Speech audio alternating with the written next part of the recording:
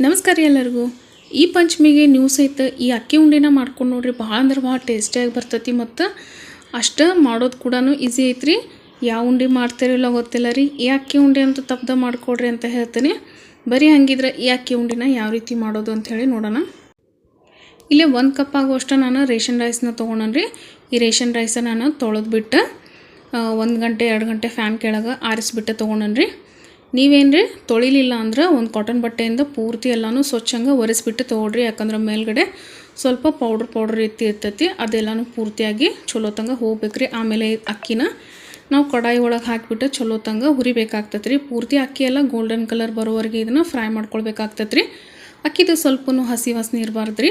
ಅದಕ್ಕೆ ಈ ರೀತಿಯಾಗಿ ಇದನ್ನ ಹುರ್ಕೊಳ್ಬೇಕಾಗ್ತೈತಿ. ನೋಡ್ತಿರ್ಬೋದು ರೀ, ಅಕ್ಕಿ ಎಲ್ಲ ಹುರಿದ್ಮೇಲೆ ಈ ರೀತಿ ಕಾಣ್ತಿರ್ತಾವೆ. ಈಗ ನೋಡಿರಿ, ಇದು ಪೂರ್ತಿಯಾಗಿ ಚಲೋತಂಗೆ ಎಲ್ಲನೂ ಅಕ್ಕಿನ ಹುರ್ಕೊಂಡನಿ. ಈ ರೀತಿಯಾಗಿ ಗೋಲ್ಡನ್ ಕಲರ್ ಬರೋವರೆಗೂ ಹುರ್ಕೊಳ್ಬೇಕಾಗ್ತೈತೆ ರೀ. ಈಗ ಇದನ್ನು ಗ್ಯಾಸ್ ಫ್ಲೇಮ್ನ ಆಫ್ ಮಾಡಿ ಈ ಅಕ್ಕಿ ಎಲ್ಲ ಪೂರ್ತಿ ತಣ್ಣಗಾಗಿ ಬಿಡಬೇಕಾಗ್ತೈತೆ ರೀ. ಪೂರ್ತಿ ಎಲ್ಲ ತಣ್ಣಗಾದಿಂದ ಇದನ್ನು ಮಿಕ್ಸಿ ಜಾರ್ ಒಳಗೆ ಹಾಕಿ ನಾನು ಪೌಡ್ರ್ ಮಾಡ್ಕೊಳ್ತೇನೆ ರೀ. ಆದಷ್ಟು ಗ್ಯಾಸ್ನ ಲೋ ಟು ಮೀಡಿಯಮ್ ಒಳಗೆ ಇಟ್ಬಿಟ್ಟು ಅಕ್ಕಿನ ಹುರ್ಕೊಳ್ರಿ. ಹೈ ಫ್ಲೇಮೆಲ್ಲ ಇಟ್ಟು ಹುರಿಯೋಕೆ ಹೋಗ್ಬೇಡ್ರಿ. ಈಗ ನೋಡಿರಿ, ಪೂರ್ತಿ ಎಲ್ಲ ಇದು ಅಕ್ಕಿ ತಣ್ಣಗಾಗ್ಯಾವ. ಈಗ ಇದನ್ನು ನಾನು ಮಿಕ್ಸಿ ಜಾರ್ ಒಳಗೆ ಹಾಕ್ಕೊಳತ್ತೀನಿ. ಸ್ವಲ್ಪ ಕ್ವಾಂಟಿಟಿ ಇರೋದ್ರಿಂದ ನಾನು ಇಲ್ಲೇ ಮಿಕ್ಸಿ ಒಳಗೆ ರುಬ್ಕೊಳತ್ತೇನೆ ರೀ. ಇದ್ರ ಜೊತೆಗೆ ಒಂದು 3 ಏಲಕ್ಕಿನ ಸಿಪ್ಪಿ ಬಿಡಿಸ್ಬಿಟ್ಟು ಹಾಕ್ಕೊಂಡನಿ.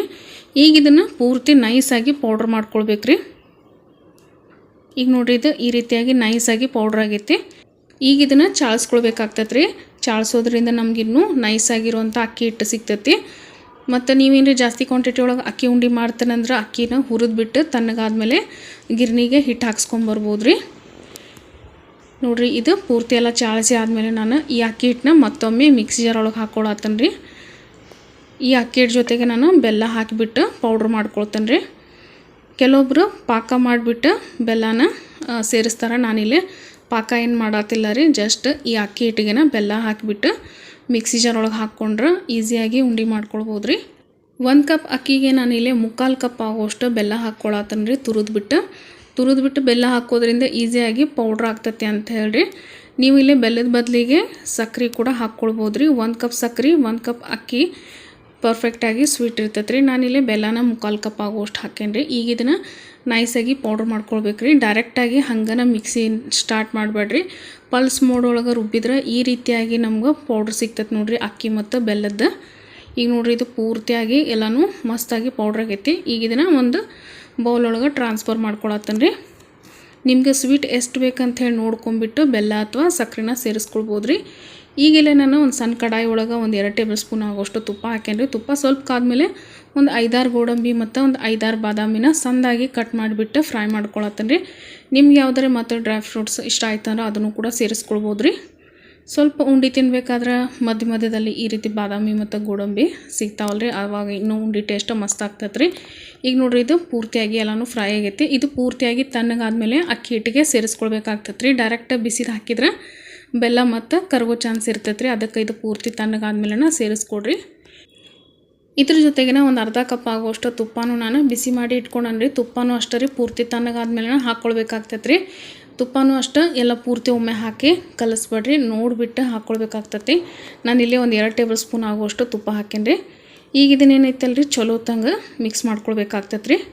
ನೋಡಿರಿ, ಈ ರೀತಿ ನಮ್ಮ ಉಂಡೆ ಕಟ್ಟಾಗಿ ಬರ್ತೈತೇನೆ ಅಂಥೇಳಿ ಸ್ವಲ್ಪ ಮುಷ್ಟಿ ಒಳಗೆ ಟೈಟಾಗಿ ಹಿಟ್ಟನ್ನ ಹಿಡಿದ್ಬಿಟ್ಟು ನೋಡಿರಿ. ಉಂಡೆ ಕಟ್ಟಾಗಿ ಬಂದ್ರೆ ತುಪ್ಪ ಮತ್ತು ಎಕ್ಸ್ಟ್ರಾ ಹಾಕೋ ಅವಶ್ಯಕತೆ ಇಲ್ಲ ರೀ.